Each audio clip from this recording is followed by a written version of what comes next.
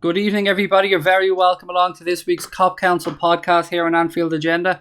I'm your host, Craig, and I'm joined this week by Daz from On the Bench LFC, by Chris, and by Dave. And gents, look, everybody wants to talk about Nabil Fekir. We will get there, but we know what the agenda is. We know we have to start with listeners' questions. People take the time to send them in to us, and we love answering them. So, Dave, first up, I'm going to come straight to you, and this one comes in from @LPoolBanter. And he wants to know, first of all, why did his wife leave him? I mean, why did she leave him, Dave? Why did she leave him? Jesus Christ. I could think of many reasons. Probably, I don't know. Why did his wife leave him? Was it over Fekir? I heard she ran away with James Pearce. James Pearce and his sauce, yeah. There you go. But the serious question that he follows up and he goes, look, at least tell me your Fekir alternative. So who would you like if Liverpool were to look at an alternative for Fekir? And we will get into this topic in more detail. In the same position? Seeing as his wife's now available. Yeah. There's a position going, yeah. He probably said she was a keeper at one time as well, so there's another position sorted. I'd be going for all back, though. I wouldn't be going near his wife. She can keep the keeper. So your alternative then is Oblak. You're going to completely different player. Yeah, completely different player. I goalkeeper. We mentioned it last night. I think that's a priority position now for the Reds. Get a keeper, and if it's Alisson or Oblak, one of the two, then my preference would be Oblak. But Alisson is a very, very good keeper, and he's an upgrade on what we have there with the four. Well, excluding Bogdan, he's three keepers we have there. He's a huge upgrade. So. Yeah, it'd be a goalkeeper for me, mate. And Daz, if I was to come over to you, have you any alternatives for Fekir that you'd like to see brought in? If, indeed, that deal has fallen apart? I quite like the look of that Hakim Ziyech. I don't know whether that's how you pronounce his name, but I think he's a really talented young player. A lot of people are trying to compare him to what Coutinho was before when he first joined Liverpool, but...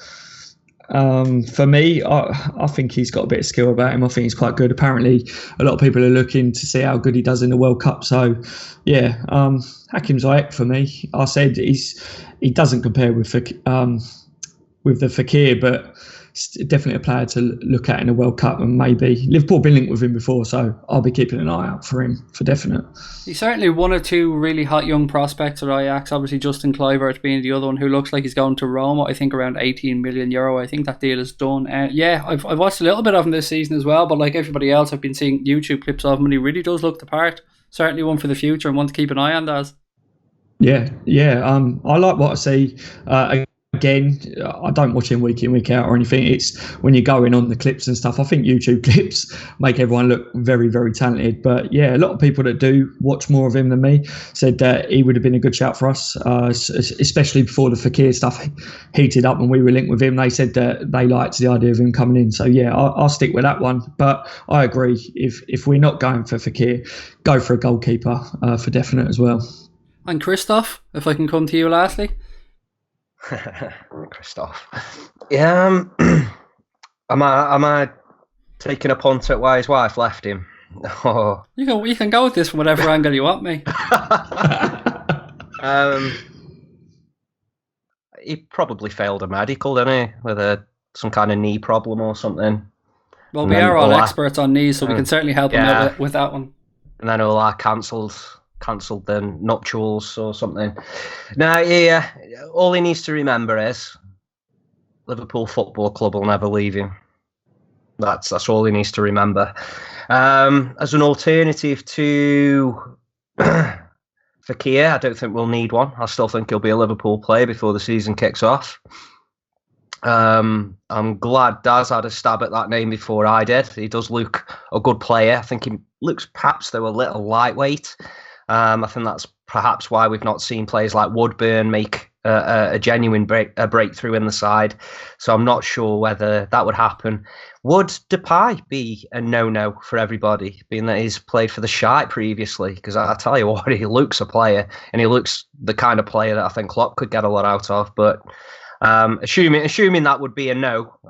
Is it wrong that I'm now thinking of your man's wife saying, "Who had all Depay"? Cream pie. And there lies the reason. It's okay, everyone. We do have this podcast marked as explicit on every podcast app and every podcast player, so we have our asses covered on that one. Yeah, no, Depay, he's had a great season for Lyon. I've watched him a few times and he seemed wasteful, but I mean, we said that about Mohamed Salah as well at the start of the season, and he certainly picked up. So it's a good show, Chris. And I wouldn't say you're alone in having him in your thoughts anyway. I just think he'd suit us very well, and you know, we've had Ince come to the club before, and I know nobody really took to him that well because of, you know, his previous club. But I'd say it's more the fact he was a prick. I know. To be fair, he wasn't a bad player for us. You know, you can never accuse him of not giving 100% in a red shirt, even though it was ours. You know what I'm saying is, you know, he played just as well and just as ferociously for us as he did anybody. You know, and I think sometimes I don't know. You know, Depay, he's not a Manchester United legend. He didn't particularly enjoy his time at the club and whatnot. If we could look past it, I think he'd be a very good player for us. That being said, I don't think we need him. I think FEKIR is still going to be a Liverpool player, convinced of it. There you go. We'll finish with that one. Brilliant. That's what I'm going with as well, by the way. FEKIR is going to be a Liverpool player. I'm going to personally reconstruct his knee. So you've nothing to fear here, people. I have the horse placenta on standby, by the way, just in case. Dave, next question comes in from @command_capital, and what he wants to know is, what's the worst ever hairstyle of a Liverpool player that you can remember? Simon Mignolet's is pretty horrendous. He looks like a 6-year-old child. He does as well. Yeah.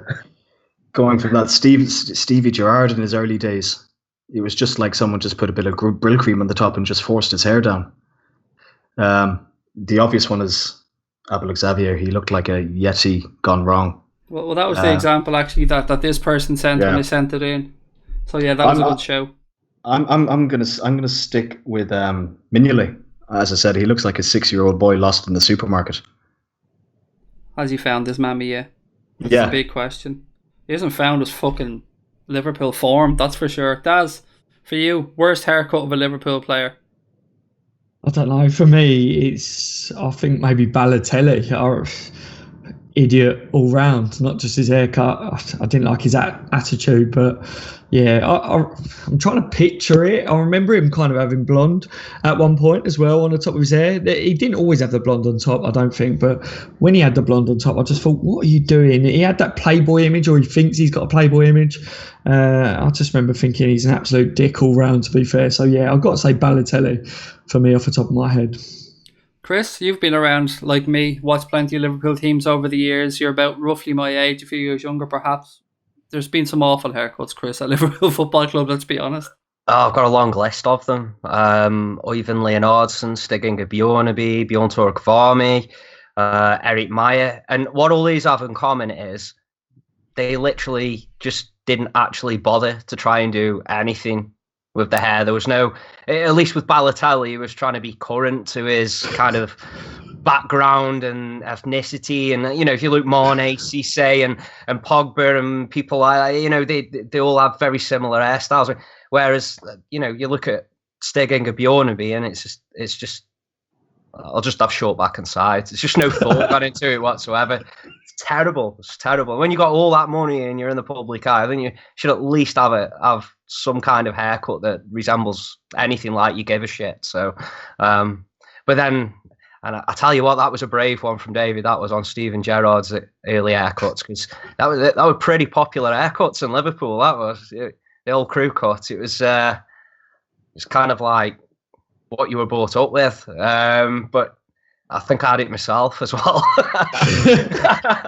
I think we all did, and I think that's why I said it. I think I had it as well. Like it's that long ago, but came with a free pair of trainees.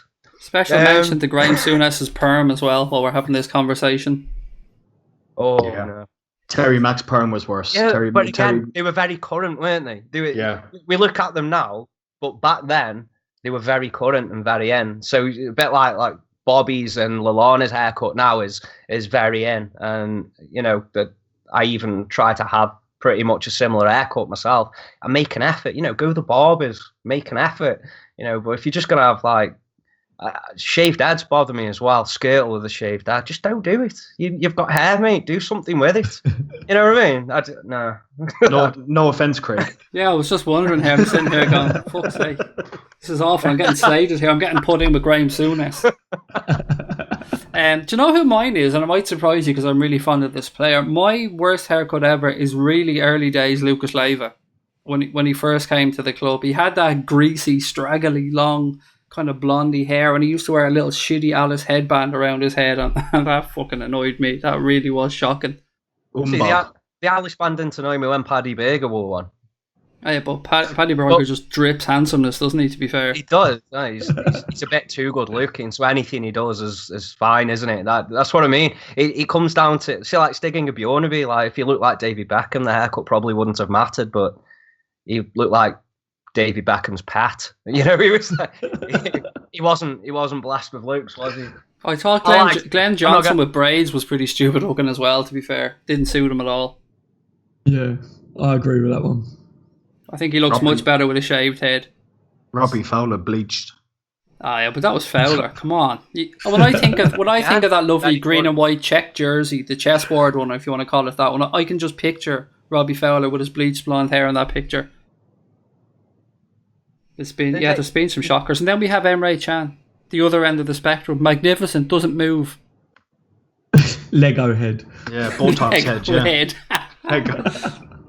Nailed it. Right, next question, Dave. And this one comes in from Diehard Reds Nepal. What's the most annoying GIF that you've ever seen on your computer or on your phone, perhaps? It's probably the annoying girl one because everyone uses it. You know, the one, it's this great for a podcast now, but she's just looking, she's a child and she just kind of looks each way. Everyone sends it. Everyone. It's, I think if you just type in confused or something like that, she's the first one that pops up. That one for me. I think I know the one that you're talking about, alright. There's so many though, isn't there? It's hard to describe, obviously, which is a good job I have a face for radio, but she's just looking through each bit of her eye and that's it. But everyone uses it. It's on every. Oh, is she? Yes, I think I know the one you're on about now, actually. I think, she's only a kid. She's a blondie-haired kid. That's right. Yeah. That's right, yeah. That for me, because it's just simply because it's just so overused. The one for me, actually, that does it, gents, is, the black guy tapping his head as if to say, use your brain or whatever the fuck that's supposed to mean, like, or smart or clever, or that does my fucking... And Connor sends it to me all the time just to wind me up because he knows how much I hate it. Daz, what about you? I'm sure you've used and received many a GIF. To be honest with you, I'm fairly new to all the GIFs and stuff like that. So, yeah, I don't know whether there's one in particular that annoys me. In general, I found breaking into the Twitter scene and stuff, it annoyed me in general, the GIFs, because I noticed that Twitter, loads of people used it. So to begin with, I was like, why is people just sending loads of these moving things instead of actually communicating like with text and stuff? So yeah, I'm fairly new to Twitter and stuff, so I'm sure there will be a lot more in the future that annoy me. But yeah, in general, they annoyed me when I first broke into Twitter. So yeah, I'll leave that at that for now. Right, Chris, we've heard what grumpy old man Daz has to say on this. How about you?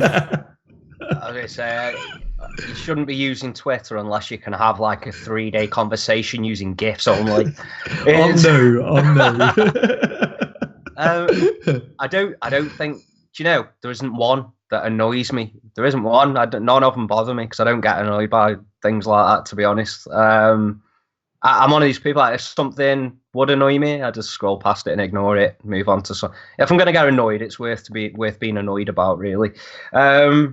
But I do have one that I really like. So I know you didn't ask me that question, but there's one I really like. Just about to, actually. Oh yeah, the Lucas Leiva, unlucky. yeah. That's good. Yeah, That's I love that quality. one. That's brilliant. Yeah, that's I brilliant. don't know why it's I just love. wind up. I don't know why I love the one I love, but if you guys have ever seen the one I put up for the listeners' questions every week, it's like a crying baby with 3 dancing gorillas in the background. I don't know why I love that gif. It is good. It is good. I absolutely love it because it's got a bit of everything in it, a bit of craziness and a crying child, which is annoying, and I like to wind people up and annoy them, so that'd be a favourite one of mine. Dave, Gaz, any favourites? Favorite? I like the Lucas one. Yeah, the Lucas one is good. I like the popcorn one as well. Just when things are going completely out of control and someone's having a Barney up on Twitter, Like an Ian Wright, Stan Collymore type situation. Perfect example. Just put up the old popcorn gif and you're just sitting there relaxing, just taking it back. You might make yourself a cup of tea and just laugh at them having a Barney up on Twitter. I like that one because it winds people up as well because they know they can't stop the argument because they'll lose, but they know that people are watching this now. So it's a double-edged sword. So I can't stop, but I have to keep on going, and people are taking the piss out of me, and you're just winding them up even more. Yeah, that is a pretty good one, to be fair. Daz, do you have a favourite, or you still don't give a fuck? Don't give a fuck. We stick with that one. That's fair enough. We'll push on. 2 questions left to go, and the next question comes in from Jeffrey Cakes, who usually sends us strange ones, but this one is rather tame for him. So, Dave, if you could make a documentary or a mockumentary on one particular subject, what would it be? Football players' medicals. Too early. It's too early, Dave, for fuck's sake. We need, I think there's a lot of people. The last couple of weeks, Twitter has really surprised me. The amount of neurologists and the amount of actual physicians that are on Twitter and on my timeline is just unreal. The world is definitely a safer place. But no, joking aside, what really, I suppose, what has and hasn't been done? There's not too much that hasn't been done with documentaries, mockumentaries. No, I'm going to stay with it. I'm going to go players' transfer dealings and medicals. I can see that Chris is struggling to think there, so I'm going to buy him another minute or two by saying mine would be something me and you spoke about the other day, Dave, and that would be the effect of Italia 90 on Ireland. That'd be something really good. that I'd like to do just from an Irish perspective. Yeah. And obviously it was probably the first major tournament. The vague recollections of Euro 88 of not understanding why Holland beat us and why we weren't allowed to go, or why we didn't progress, after the Holland game. That's right, yeah. But yeah, Italia 90 was... I'd love to go back and relive that. It would be amazing. Yeah. Daz, for you, any particular subject you'd like to get stuck into? I like the idea of the dealings about the transfers and stuff because of what we've seen recently. So many people don't actually know what is involved behind the scenes with transfers. But I don't know. I don't know whether there is documentaries out there already to do with this because obviously I must not watch a lot of TV. But for me, having a son myself, wanting him to maybe grow up and get into football, and so obviously I would like to see something. How I don't think there's enough out there to point parents maybe in the right direction of how you can get your kids into these football teams and stuff. For me, looking at him, yes, there's stuff out there. Like at the moment, he's only like coming up to 2, but it's a big world out there. And also, I think they should do stuff on how to protect kids as well, because you see these young kids getting into these professional football teams and that, and you've seen a lot of them, Flanagan being one of them, off the pitch, what can go wrong and stuff. I'd like to see a documentary going from young kids, how they get into the football teams and how parents can help guide them as well along the way. I think that would be quite good. There was a good thing on BBC actually. Gerard was on it a while ago. I can't remember what it's called. It was a really good documentary about the pitfalls of young players who don't make it and what happens to their careers and how they're treated by clubs and stuff. But it's certainly a topic that none of us think about. We only see the successes, don't we, Daz? We only see the players that really go on and become famous, the Dele Allis of this world and players like that. So it would be interesting to see. I can't believe your son is, 2? Yeah. Does he have an agent yet? Up too soon. Not just yet, no. But hopefully he's future Liverpool captain. That's what I keep trying to tell him. Chris, Daz is clearly failing as a parent. Any subject you'd like to make a documentary on, buddy? The mating and sexual habits of FSG outers. I thought you were gonna say if your man's wife from earlier on. it'd probably be very one-sided and a really short program containing very little, but it'd still be interesting. And that'd be it. I think you could just do an ad break for that. I tell you what, though, a documentary on football Twitter would be something fucking special, wouldn't it? Imagine going behind the scenes of this into bedrooms, box rooms all over the country in parents' houses. It'd need the full BBC treatment, Attenborough, yeah. Yeah. All that, see, I'm getting the guys from what's the guy that goes around on the motorbike? Does all the dodgy dealers. What's that guy called again?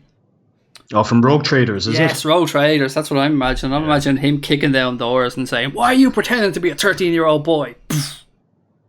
Yeah. Yeah. No means no, Chris. Sorry, that's an inside joke from earlier on. We'll push on to the last question, and it's a pretty simple one to finish on one that is to be expected to be asked from time to time, Daz, and that one comes in from Raj. What Raj wants to know is, who wins in a sack race, James Pearce or Kim Jong-un? It depends if James Pearce is being chased by Kim, to be honest. But yeah, James Pearce runs away from no man or transfer. Yeah, I'm going to go with James. No matter what people are saying about it, I would go with James over everything. I'm sticking by my man with everything at the moment. So yeah, James will win it, no doubt. I'll leave it at that. Well, we know for a fact that James Pearce goes to the gym because he put it up on Twitter the other day that he missed something because he was going to the gym. So at least we know he works out, or we've no information, concrete information on Kim Jong-un, except that he likes rockets. Likes rockets. That's about all we have. So I don't know, unless they're running around with sparklers or something, I haven't got a clue. Dave, for you, James Pearce, Kim Jong-un, who's your money on? No, it's got to be Jimmy. Yeah, Jimmy Pearce. He does the dishes as well. What a hero! What a man! What a man! What a hero! Like, I don't blame your man's wife for running off with James Pearce now. I mean, he does the dishes, wins sack races. But if James is such a good journalist, you think he could have, just doing the dishes manually. Come on, James, you need to live it up a bit, mate. Live up. Buy yourself a dishwasher. Yeah, I think we should do a whip round for Jimmy for a dishwasher. I think he should be doing a rip round for us. I'd say he's on enough bunts as it is, but no, Kim Jong hasn't a chance with Jimmy. Chris, as a man who's won many a sack race in your time, I see the medals there behind you on the wall. Well, what are we talking about here? Potato sack or baby pigeon? What? Oh no, we're definitely going potato sack. We've had enough of baby pigeons. Right, okay. I'd need to see some stats, if I'm being honest, and some YouTube videos. I'd be difficult to call. I mean, you got to go Pearce, aren't you? He's very quick to come in and ruin the day for everybody, isn't he? So, yeah.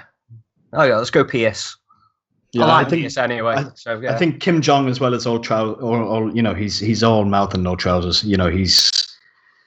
I reckon this North Korea crack and all that. He's just taking clips from what was the program called in the 60s and the 70s? Thunderbirds. They're not real rockets. He just has these little string rockets that he's thrown up and, come on, Trump, look at me. Yeah, and he's got a shit haircut as well, to be fair. He has. I tell you what, if he played for Liverpool, he'd have the shittest haircut. Yeah, worse than Balotelli, definitely. Yeah, absolutely.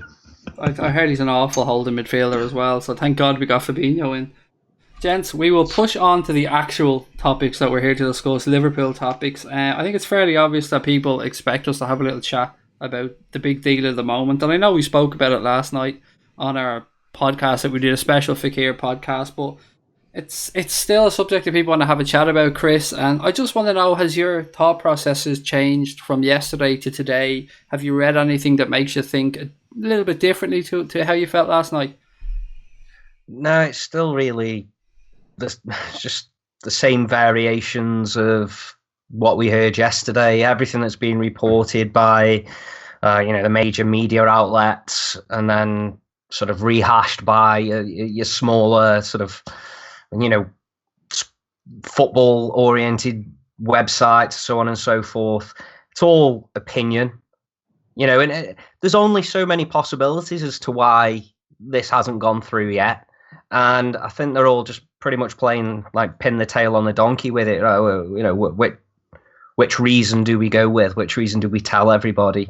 And if you read the language in all of them, it's all in our opinion and maybes and so on and so forth. Yeah, we've had a few quotes from Ulad, but if he told me it was dry outside and sunny, I'd still go out in a raincoat. So I'm not For those of you particularly that don't know who Chris is talking about, we are of course speaking about little Johnny Cunty Locks. exactly. And so no, my opinion's not changed. I think we've gone that far down the road with this transfer that there is no turning back. We're going to have to see this through, for our sake, for the players, and for Leon's as well. Leon are going to be left with a player that won.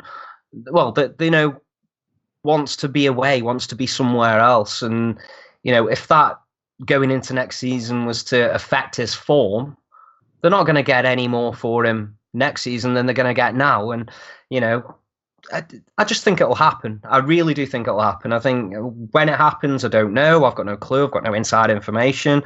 But how tight-lipped Liverpool have been on this. And there was a point we all made yesterday, which was, the guy signed a 5-year contract with us.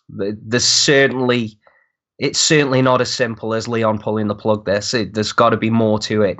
So I fully expect it to happen. And I'm not believing anything until we get a complete and concise sort of account of what's happened from the club.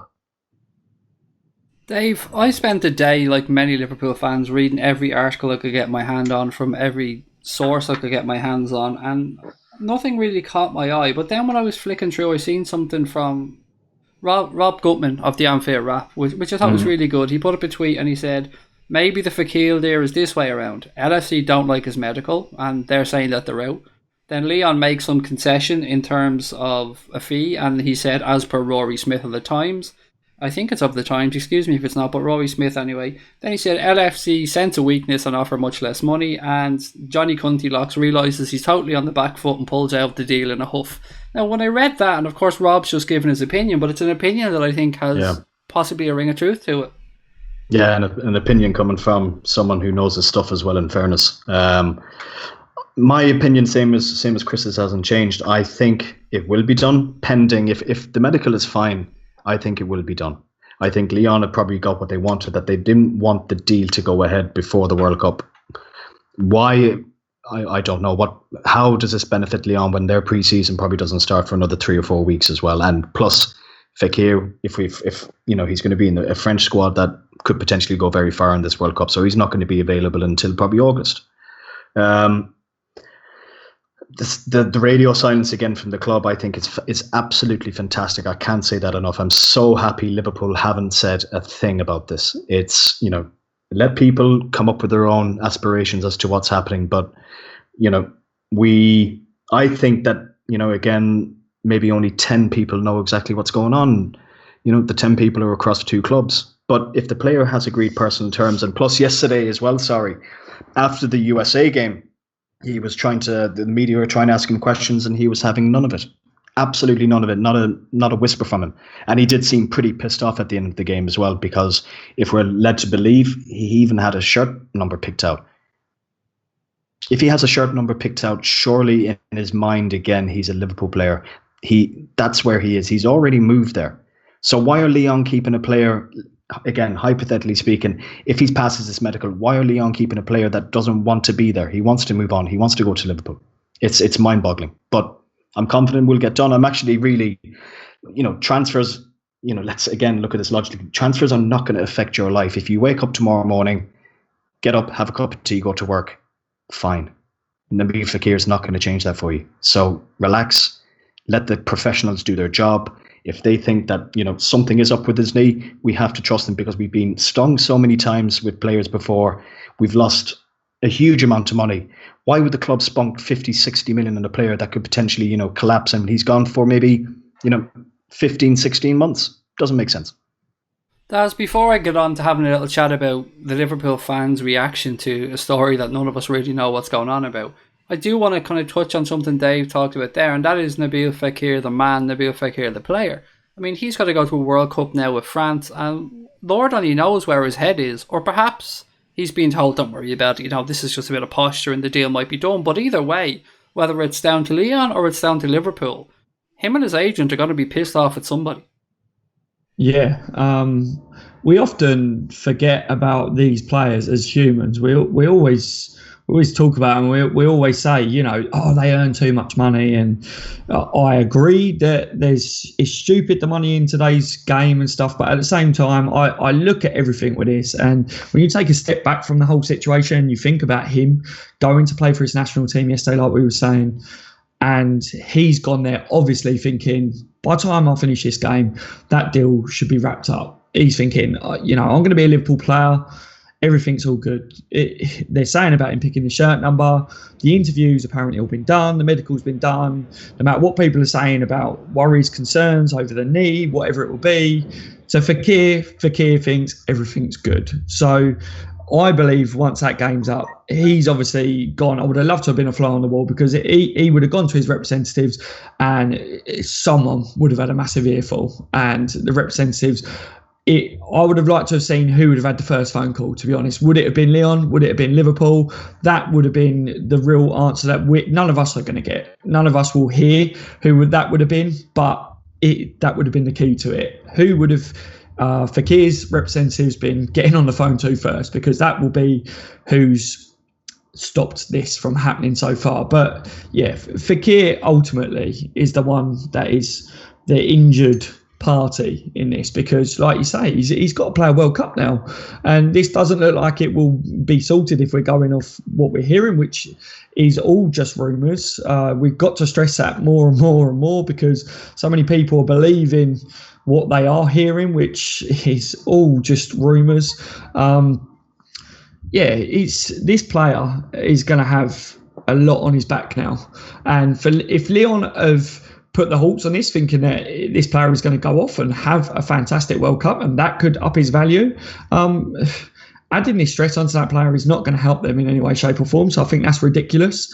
For me personally, I just, like everyone is saying, for it to have gone as far as what it has, this deal is so close. It's a matter of, signing one little name on a bit of paper. It's as close as that. So I don't expect to be talking or hearing too much more about this. I don't expect to really see a lot come out of Liverpool, whatever. What I really see is all of a sudden there could be an announcement one day and we're all like, bloody hell, it's happened. Fekir is a Liverpool player. That would be lovely to see now.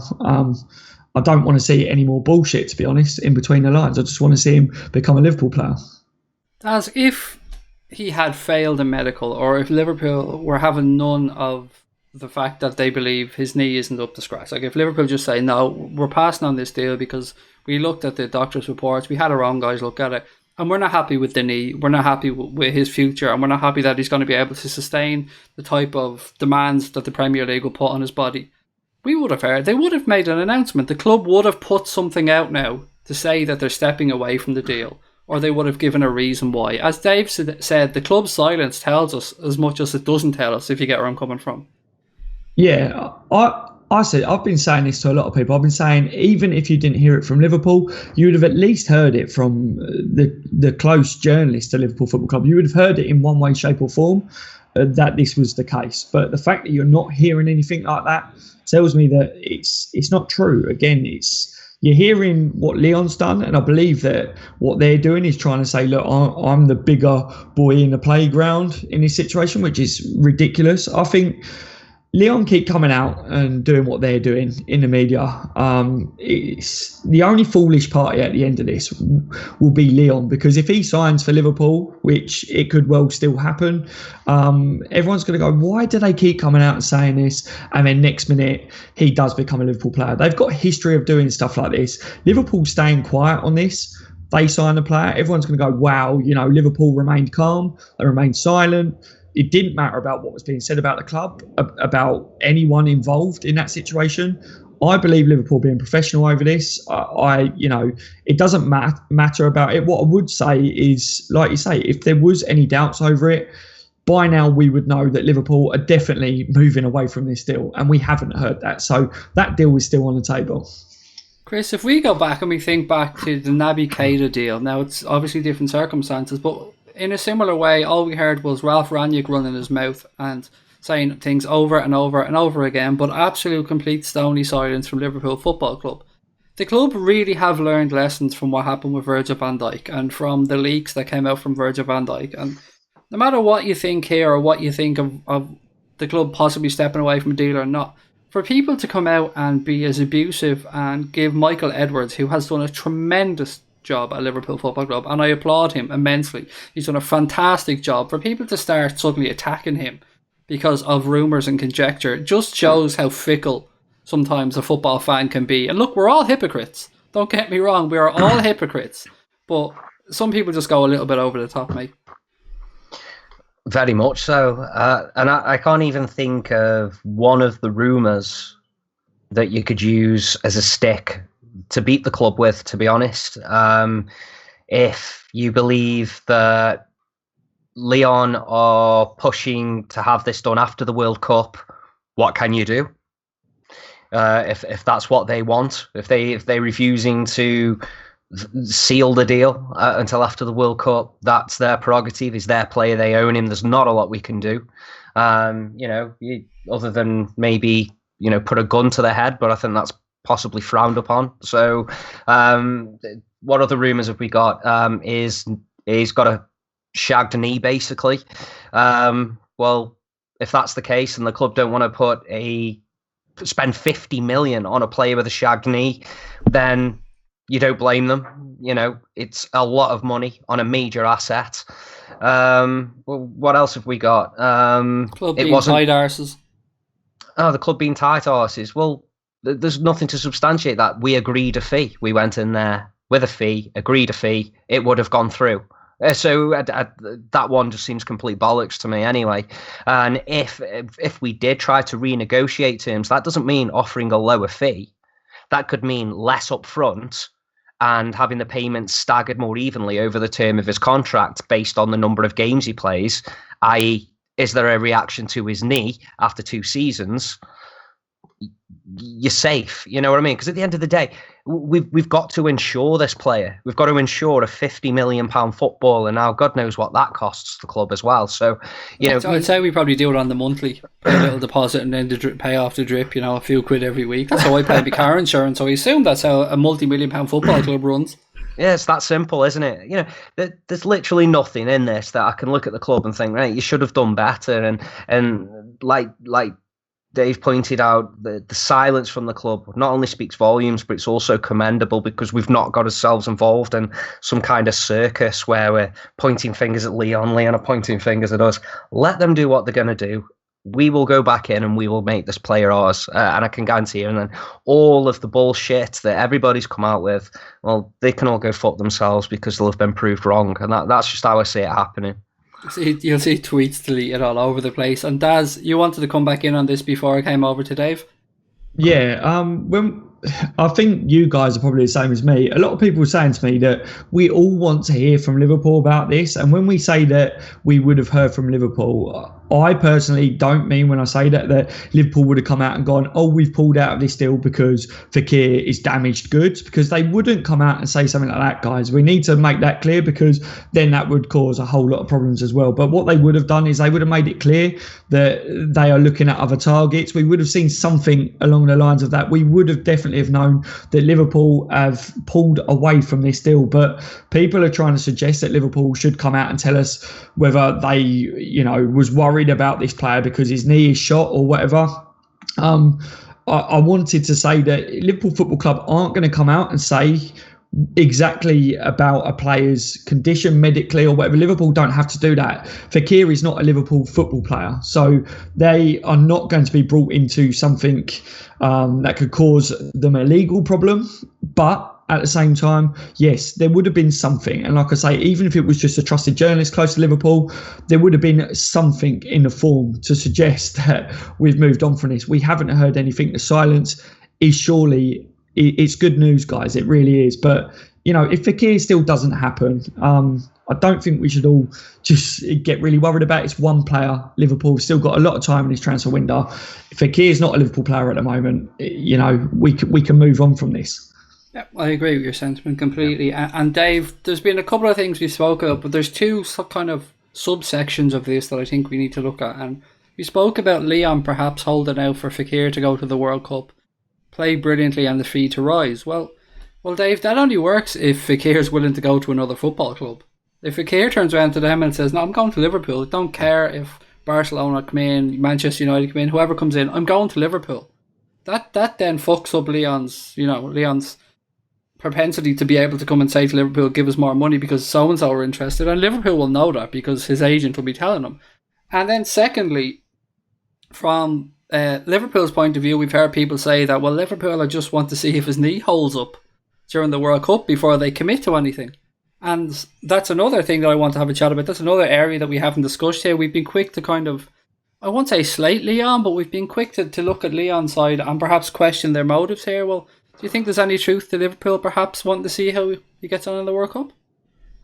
No, I think any medical report with a medical professional will give a prognosis on what exactly, if there is a problem. I'm not saying there is a problem, but if there is a problem there, it will come out. We've got to realize as well that FEKIR hasn't had, probably a medical before because he came through the Lyon ranks. He came through that, he came through the youth system.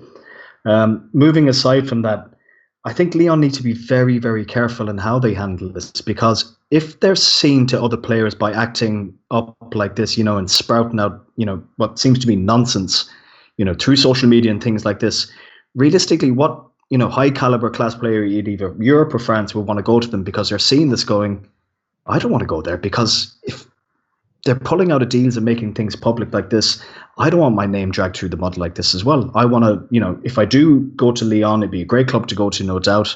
But if I want to leave Lyon, is it going to be that difficult? What am I going to have to go through? So they have to be very, very careful there as well. Yeah, that's a really good point. It's a hard one, guys, isn't it? I mean, we're trying to sit here and we're all just giving our points of view, but the truth is, and we've said it time and time again, nobody has a clue what's going on here. We've all spent the day reading articles, and we've probably leaned one way, maybe leaned the other way, and then I know Chris has been steadfast in his belief that this deal isn't done, and I've tried to sway him. I've sent him articles on WhatsApp, and I've tried to send him different directions, but it just hasn't worked. But what this got me thinking about, Chris, and I suppose I'm stepping away from the FEKIR deal here, is I just want to have a little chat about how we as a club are perhaps viewed around the world at this point, because we've seen things where we've heard that other clubs don't like dealing with Liverpool because of the way we've perhaps penny pinched in the future, or that FSG have proved to be really tough negotiators and maybe have moved the goalposts at times. So I just want to have a little chat, and you can take this from whatever angle you want, about how the club are perceived around the world these days in regards to, one, the size of the club, how we treat our players, our fans, just everything about the club, really. We do have a propensity to try and save a few quid on a transfer, VVD aside. I don't have a problem with that myself personally, and that's not just because I'm a Liverpool fan. I think every club should approach transfers like that. If you can save £10 million on a transfer, that's £10 million. I mean, the average football fan listening to this right now is going to be thinking, it's just £10 million. If they want the 10 million, pay it. Well, it's not your money. It's a lot of money. If it was your £10 million, you'd think a lot differently. So I've got no problem with that. If other clubs find dealing with Liverpool a little prickly, it's only that's not a fan or player point of view, is it? It's just it's just a point of view of people who are within the management of other clubs who have got that point of view. It doesn't bother me, shouldn't bother the fan. I couldn't really give two shits what people think about Liverpool Football Club. When all's said and done, we're fans, we're in it for Liverpool Football Club, not for what other people's opinions of Liverpool Football Club are. And if that's bothering you and you're embarrassed by it, go support somebody else. The fact of the matter is, we haven't really done an awful lot wrong, other than perhaps tapping up Van Dijk a little bit. Outside of that, we've always handled ourselves quite professionally.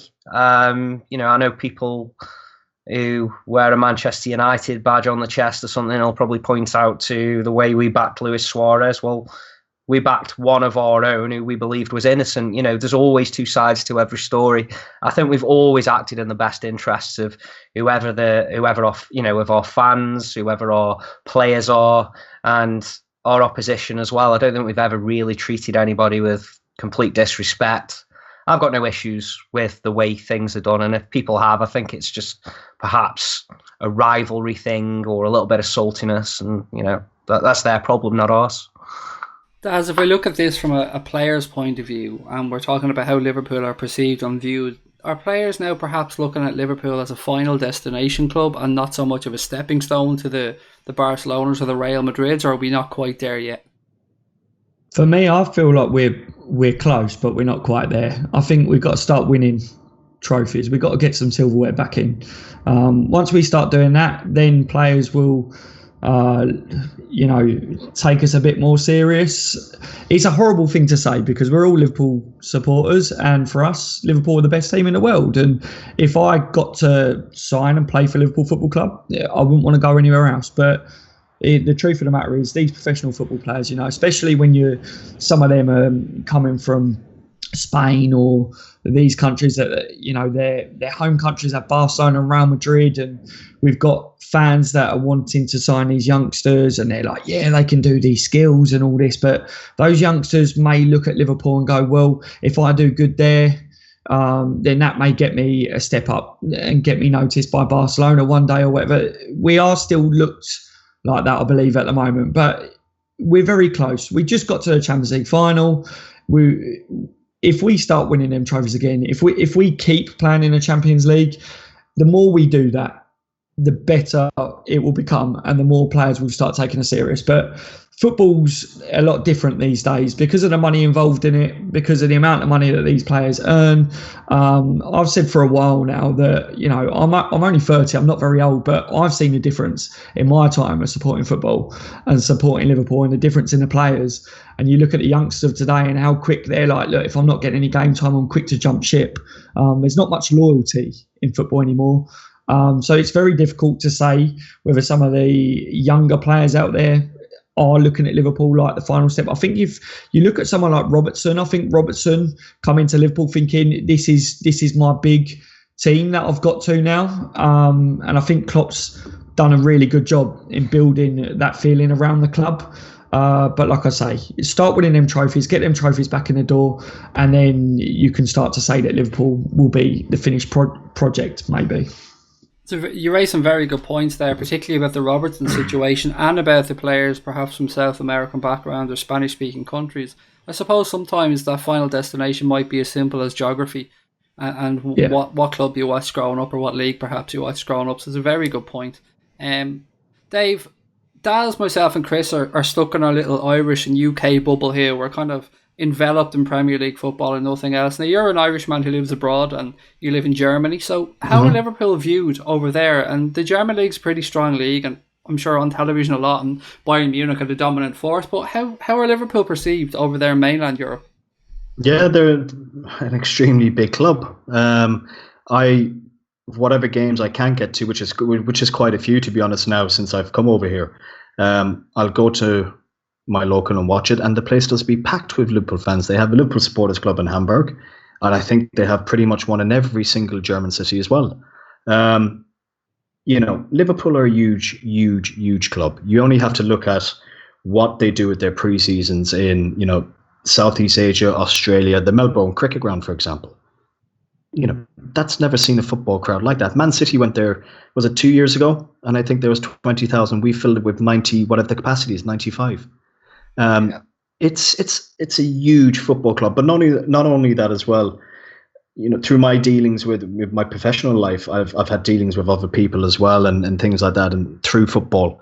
And the one thing that you hear time and time and again is, I didn't realize how big the club was until I actually started working there.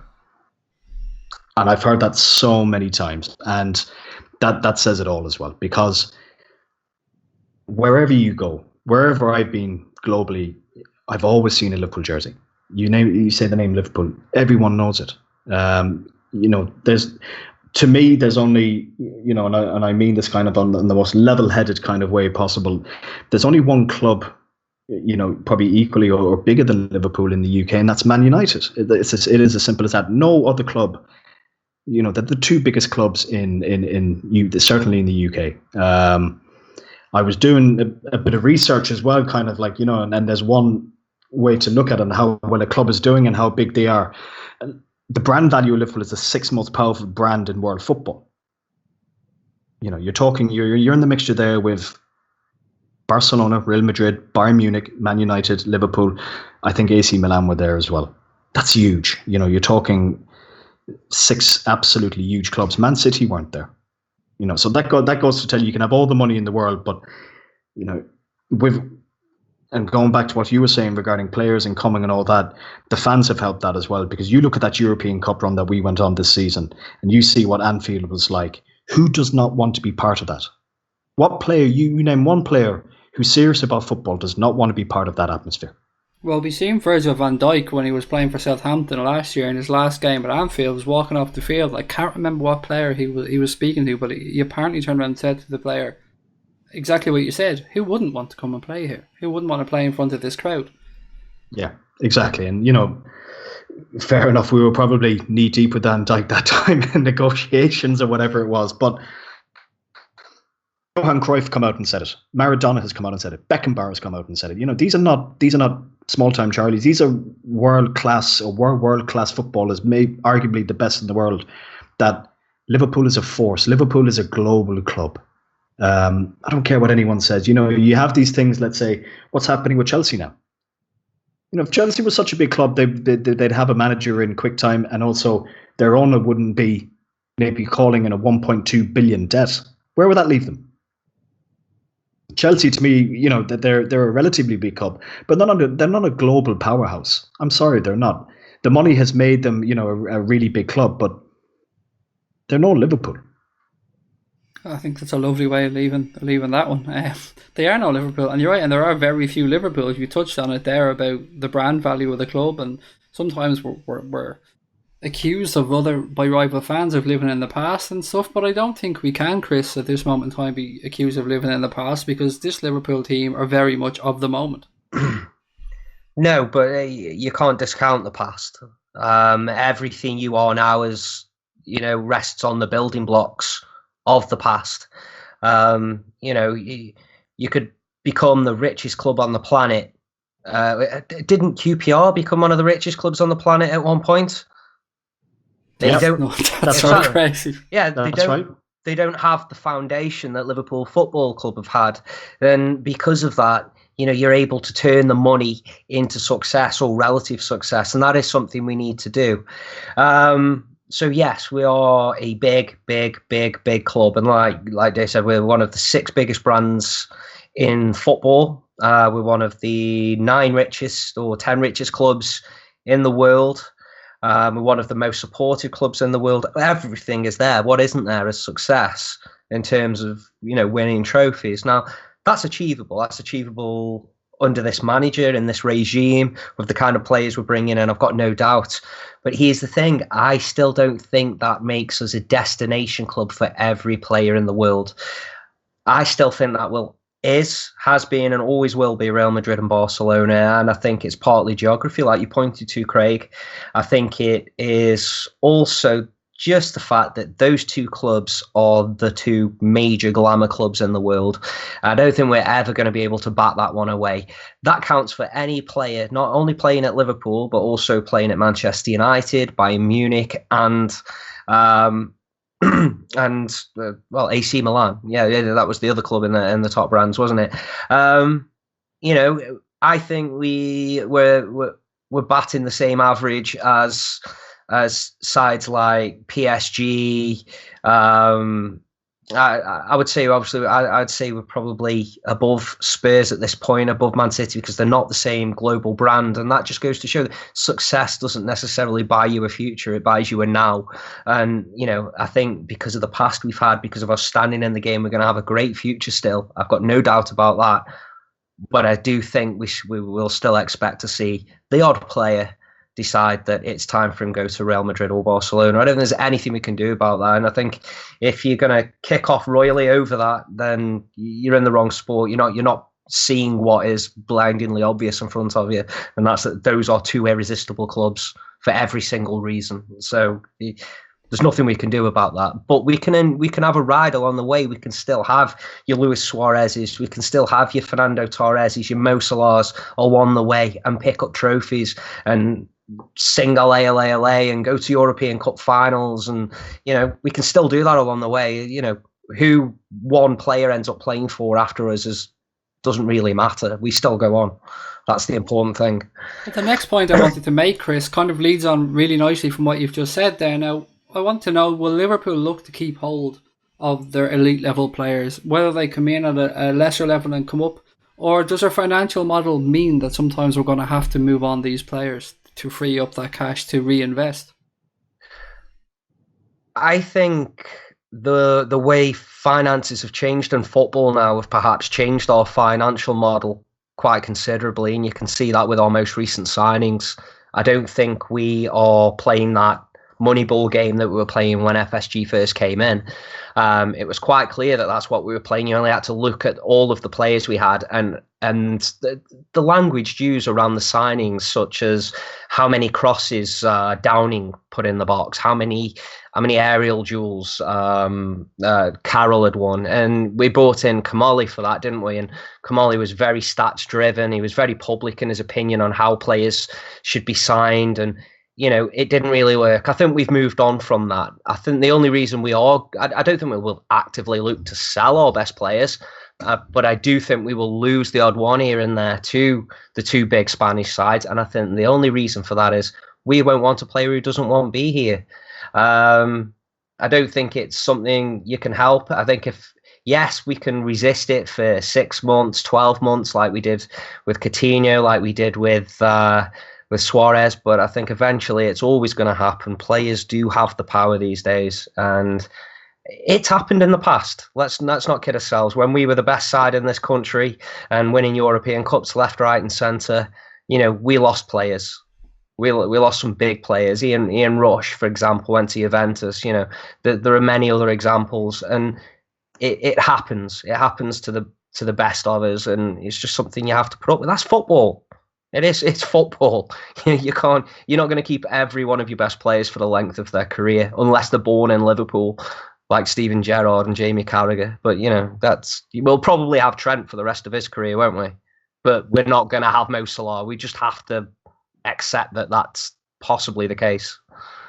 Well, that was a bad one to leave it on, because you left a sour taste in my mouth there. I was with you. I was with you the whole way up until Mo Salah.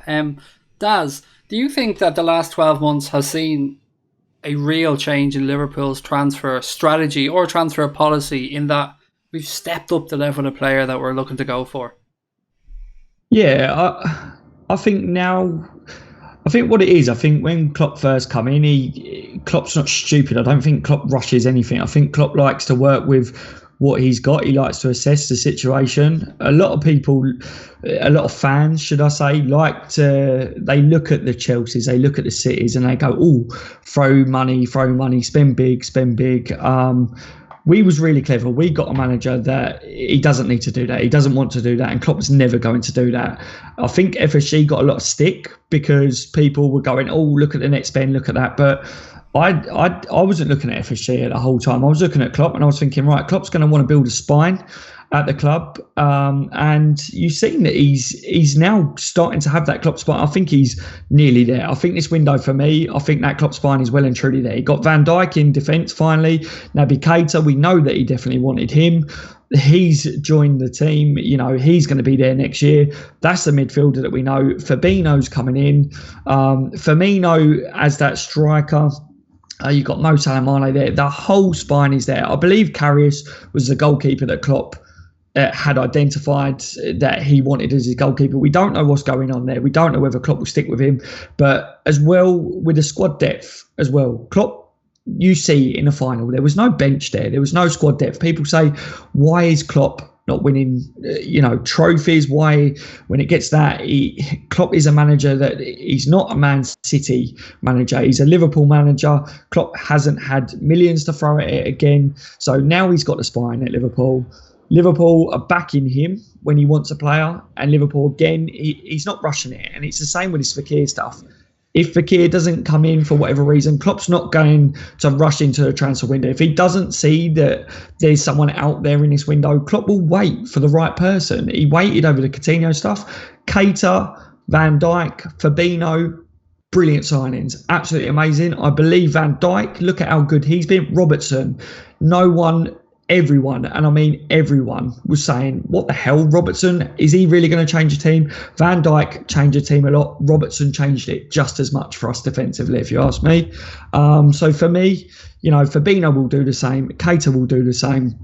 And I think now what we're seeing is Klopp got the spine, and now we're starting to buy what Klopp would maybe look at as starting players. And what that will give you then is, what was our starting players? They move to the bench. That gives you your strength. That gives you your squad depth, because then that definitely strengthens you. Because instead of buying players that aren't as good as your starting 11 for rotation, you've got your best players from last year that did get us to a Champions League final.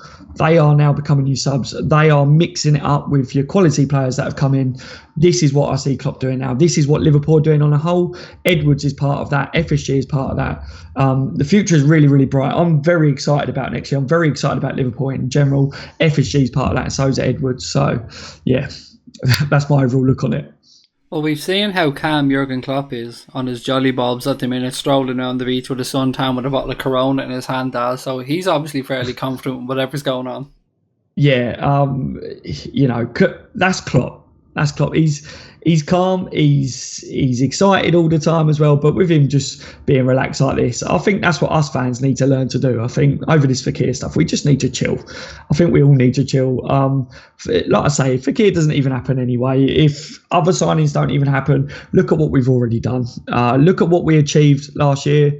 With that squad that was thin, we got to a Champions League final. Next year it's a big year. It really is a big year. I'm sure we will have the right players in place. Klopp knows that, and we should know that. We should realise that it will be a good year next year. If we don't, win the Premier League, people are saying this. I really don't like this. I'm going to bring this up. I really don't like people saying if Klopp doesn't win a trophy next year, surely he has to go. Why? I think the correct thing to say there is Liverpool should be winning a trophy. I would like to see Liverpool win it, but at the same time, like I say, Klopp has now got his spine there. I think Liverpool are close to winning trophies again. I really do. That's why he's calm. That's why we should be. Dave, I was getting a little bit worried there. I thought Daz was about to say it's our year next year. And that's one phrase that as Liverpool fans we're just not allowed to say. We're just not allowed to say it, mate. But how have you viewed Liverpool's shift in transfer activity or transfer policy over the past 12 months? Chalk and cheese. Absolute chalk and cheese. And it's crystal clear that there has been a shift in the transfer policy. Simple reason, we've broken our transfer record 4 times in the last 12 months. That in itself is a huge statement. I think there's a lot of trust between, Edwards, Klopp to go out there and get the right player, where that trust wasn't there with Brendan Rodgers. Inevitably, it wasn't there with Rodgers. They didn't trust him to spend the money correctly. Even Roberto Firmino, he signed a new contract. He's the highest paid player at the club now. I don't think he'll be the highest paid player at the club come August, to be honest with you. It'll either be Mo Salah, it could be, it could be a new player, but to spend the money that we have, of course, look, we recuperated a load with Coutinho, but to spend that money on 4 players, averaging, let's say 50 million a transfer is fantastic. I can tell you straight that Naby Keita, I can't wait to see him play. He is the dog's bollocks. He is that shithouse that we needed in a midfield just to break people up. He doesn't care. He will break you in half. And I think we've needed that Snydery for a long, long, long time. I was delighted when we were linked to him, delighted when we signed him. Brilliant. I think we have to look at it as well on the flip side, is what are other fans saying about us and our rival teams? All they're doing is talking about us that, if we can't get this Fekir deal done, it's laughable. The reason why it's laughable is because you're scared if he signs for Liverpool. You're scared of the business we are doing in the transfer market. It's as simple as that. If you weren't scared, you wouldn't be talking about us. They are that obsessed about us. Yeah, exactly. I don't go on about too many other teams. Rarely, to be honest with you. But you see, I seen a beaut from a few City fans saying that we're spending too much. That was a beaut to me. That was Absolutely. And why shouldn't we spend too much? Don't we deserve it? The club is making a huge amount of commercial revenue. We've sold an asset that was worth 145 million. Treat yourself. Go up there, treat yourself. Buy a few, world-class players. We deserve it as a club. We deserve it as fans. If FEKIR doesn't happen, that's fine. It's no big deal. We will sign another 2 or 3 players this summer. I am convinced of that. And then players as well. Or going back, sorry. Every single player, the last 6 transfers that we signed have improved the team. Very good point. Fabinho, whoever it is, they have improved the team. And if you're buying in players to improve your team, to me, that's I don't care. If that is the ultimate to me. If you look at a player and you say, well, does he improve our team? Does he improve our squad? If the answer is yes, sign him, and that's what we've been doing. Very good points, and I agree with what all of you guys have said on the subject. And to finish up tonight, there's one more little thing that I want to have a chat about. And look, it's something and nothing, or it might be a bigger subject than I'm believing. But one thing that's always pissed me off about attending European games at Anfield, and they tend to be the ones I try to get over to. One, because I like games under the lights. I like midweek games as well. I just love the atmosphere around the European game. But I'm a non-drinker. I very rarely have a bottle of beer or anything. But it's always annoyed me that at European games, you're not allowed to sell drink inside Anfield. Like, no drink sales whatsoever. Not just Anfield, I think it's every stadium. I think it's the UEFA rule. European competition, no drink inside stadiums. But to expand on that a little bit more, Chris, what I also don't like is that on games like Premier League games or any other games where you are allowed to have a beer inside Anfield, you're not allowed to bring that beer to your seat. Now, I've seen fans of cricket, rugby, other sports, and they're trusted to sit down with a bottle of beer or a plastic pint full of beer. Why is that any different for football fans? And are we really going to accept being treated this way? I think for years and years and years and years, football fans didn't really do themselves any favours, let's be honest. Let's call a spade a spade. Football, you've never heard of a hooligan problem in cricket or tennis or rugby or whatever have you. We did have that in football. I think the modern day fan or the modern day football crowd is a lot different than it used to be. I'm sure there are still a few, how would you put it down your way, Daz? Naughty. There's a few naughty geezers. People. Yeah, there's a few naughty geezers about. Tasty. But I don't think it's anywhere near like it used to be. I think it's like anything. If you treat football fans a certain way, they'll perhaps react a certain way. I think that's like a human nature thing. I think it's time they perhaps started to trust football fans a little more, although we do still see some examples of football fans going a little over the top when they've had a few. I didn't really want to bring this up, but, just things like throwing shit at the Man City's bus, didn't really need to happen. I doubt that would have happened if nobody had had a drink. And it gets worse than that. I'm pretty sure, I can't say 100% whether the Everton fan who was holding his kid punching the opposition player had a drink. But I think the general sort of ferocity in that area and when it got swallowed up, and I think that may have been drink fueled. You don't know. But all I will say is that this drink does seem to be at the bottom of a lot of the little sort of shitty things that happen at a football match. But by the same token, there's so many people every week at Anfield who are pretty much rat-arsed by the kickoff. And I've never seen really any trouble in the ground. It's always been a good atmosphere. It's always been generally a friendly atmosphere still. I don't have any problem with it personally. All I'm saying is that I can understand why, in front of the world, in the world's gaze, UEFA would probably want to do something that just protects the fans and the game from any kind of ridicule. So I understand it, but I think it's time they've perhaps started trusting fans a little bit. Chris, when I walk up the steps at Anfield on a European night and the butterflies go through my stomach, I go up the steps and just about to walk into the cop. The floodlights catch my eye. I walk a little bit further. I see the pitch open up in front of me. Immediately around that pitch, all I see is fucking Heineken signs, Amstel signs, everything that UEFA are happy to take the money from these advertisers, but yet us adults there And I said, I'm a non-drinker, but us adults there, we're not allowed to purchase the very thing that they're trying to sell us. Which, it always seemed a bit of hypocrisy to me, mate. It just seems strange. It does a bit. Do you actually see those on European matches? I can remember when we used to have to wear a shirt with probably on it instead of Carlsberg. Was only in mainstream Europe. I know France. It was illegal in France. Yeah, it depends what country you're playing in. It's just France. Yeah, you can't advertise alcohol in France. Yeah. Then there was another country we had to do it for as well, if I remember correctly. Was it Finland? Did we play like Mooper or something like that, and we had to wear probably? I can't remember. Anyway, that's besides the point. What I mean is, I don't.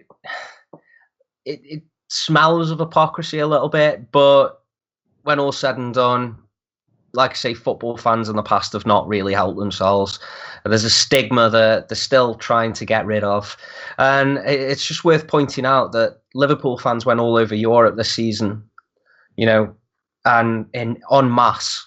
And they're never going to stop, Chris. From Paris down to Turkey.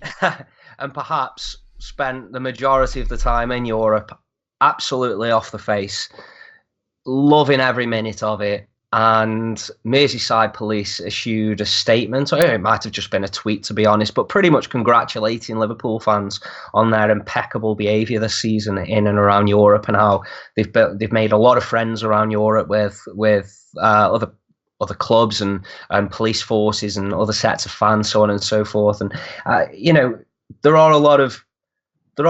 think there are more cases of good behaviour than there are bad behaviour, but we only ever really concentrate and hear it about the bad behaviour when it very rarely happens. And I think we need to stop concentrating on that so much in this case, and just let football fans enjoy the football. And if that involves having a little drink, just let them go for it. I've seen drinking at Anfield for years and years and years, and I've never seen any real problems from it.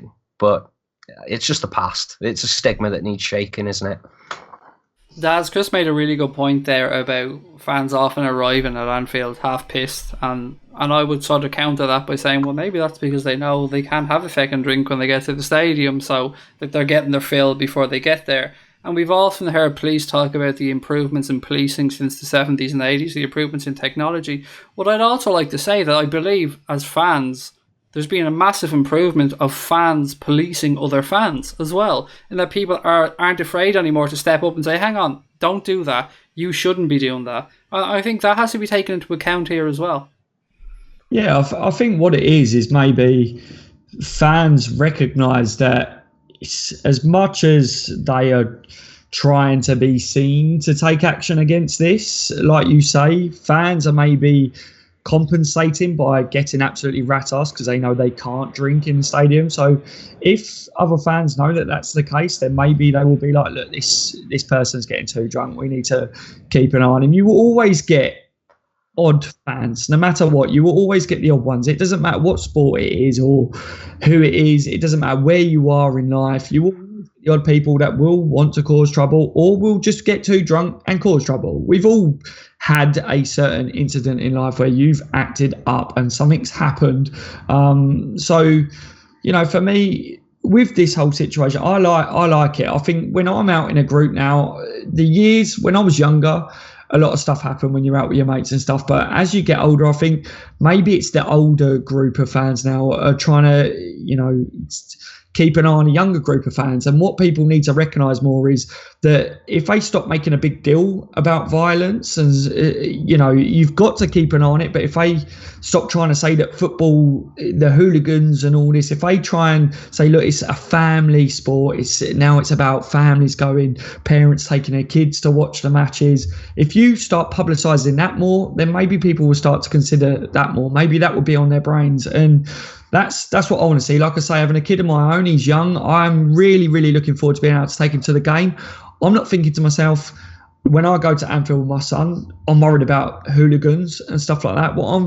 What I'll be thinking is if someone looked really drunk by my kid, then it's my responsibility to try and keep my kid away from a situation. I'm not going to be provoking someone if they're drunk by him. So, yeah, fans around situations will take that into consideration. And I think if they try and make it more family friendly, if they put that out instead of saying, oh, I think it was a really good point earlier that you only ever hear about the bad things. Maybe if they start to say about good things with football, and they forget about the past a bit and start to, make it a more family-friendly situation, then that would be good. And, with this whole drinking inside the stadium, I really like what you put. People will get drink anywhere else. People will always find drink anywhere else. And maybe people are getting in such a state because they know that they can't drink in the stadium. So for me, I would say that if you allowed people to have drink again in the stadium, then that would definitely mean that this whole situation of people maybe getting too drunk before the game,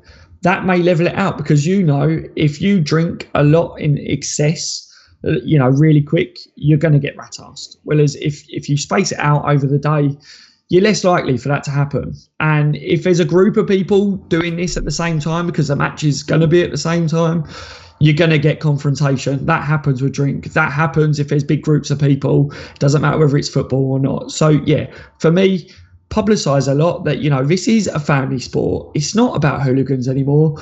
That was a long time ago. Families, parents take their kids to this game. Put that out there a lot. Make it a good thing. Stop giving the bad publicity out there. That's what I want to see more of, and that's good. But yeah, you're always going to get your idiots. It doesn't matter whether it's football, hockey, golf. It doesn't matter. You will get one person that will have to drink. That's the situation in life. Dave, Daz has made a great point there about, as the years have gone by, and what he wants to see is more kids and families coming to the stadium. Well, with the money coming into football and the price of tickets gone up and more corporate tickets coming into the game, you have seen a change of fans. And I suppose you change maybe the social situation of fans. Maybe more middle class people are attending games, or more business people are attending games. And as a man who lives in probably the beer capital of the world, you're surrounded by some of the finest beers known to man. What's your take on this situation? Well, you can drink over the stadiums in here, no problem. You can get a pint during the match. You can bring it back down. I usually go to the St. Pauli games, and it's brilliant. But it's a great point that was made. If you let's say stop something that someone can do it, they're going to do it, but they're going to do it even more. It's like the nightclub syndrome. When you have a load of nightclubs in the same area and they close at the exact same time, and everyone beelines to a chipper that they know that's going to close in an hour's time, you're going to have fights. You're going to get problems. It's as simple as that. Why not just make it available and let people do their own thing then? Of course you can police it, and of course you can, there's going to be security there. But from my experience over here, there's never any trouble. You go up to the bar when the match is in the middle of the match. It takes you about 3 minutes to get served. It's ridiculous. I was looking up the UK laws. It's illegal to drink within the view of the pitch. So even at halftime, that's ridiculous. You can't be drunk entering the stadium, and you actually can't drink alcohol on a coach or minibus to and from a match. It's 2018. And and that's only football. Any other sport, it's perfectly fine. Rugby, cricket, tennis, you name it, it's fine. But over here, they have the right idea. They have, it is a drinking culture over here, but it's completely different. It's available everywhere. There's, you can drink on the street. It's a lot cheaper.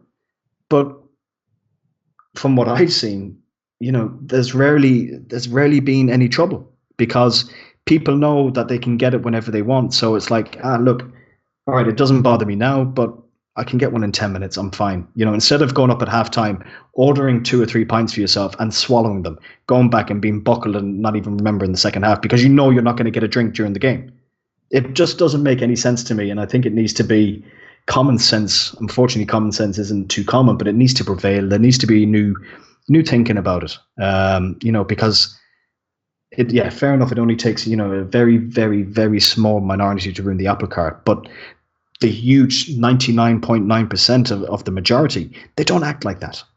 And I think that's what needs to be taken into consideration, because, as you said, the technology, the security, CCTV cameras everywhere, you're not going to get away with anything nowadays at a football game. So why not just have an ale and just relax and just chill? It's mind-boggling. It is. And Daz, you wanted to make a final point?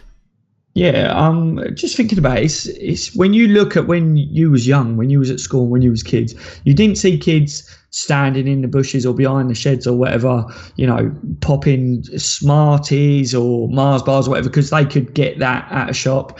They're standing there smoking or whatever. They've got a can of beer or something like that because it's what they're not allowed to do. So when fans, it's rammed down their throats that you're not allowed to drink, you're not allowed to do that, you're not allowed to do this. It's being pumped into their heads constantly. You will always get people that are then like, especially I'm not trying to say that it's all the younger generation, but what I'm saying is when you've got people that may think that it's a big thing to go and start a fight or to start a situation, if they think, we're not allowed to have a drink, we're not allowed to do this, they may be more enticed to do that. That's life. That's the circle. It's all part of growing up. That's what we've all done. Like I say, but yeah, for me, if you take away that this is such a big issue and a bad deal, and when I say that, violence, I'm not saying that violence isn't a bad or a big issue. I'm not trying to say that at all. What I'm saying is they are trying to pump it into people's heads that you shouldn't drink at games because it will cause to violence and stuff like that. But what I'm saying is make it more family friendly. If they make it more family friendly and pump that into people's heads, and that it's a great atmosphere, and that, you can drink, you can have a good time, because drinking doesn't necessarily mean that you have to get in a fight. That's what needs to be put in people's heads. Well, I think that's a great point and a great place for us to leave it tonight, gents. Huge thank you to Chris, to Dave, and to Daz from On The Bench LFC for coming on once again and joining me. It was a really interesting chat, and sometimes when you're looking at agendas in the summer and if there's no transfers happening, it can be tough to come up with topics, but I really enjoyed this one tonight, so thank you guys again for coming on. We will, of course, be back during the week with a World Cup preview podcast again and a transfer podcast, and I'm sure there's going to be lots and lots to talk about on that. But look, until next time, thank you all for listening, and thanks to the guys again for coming on. Up the Reds!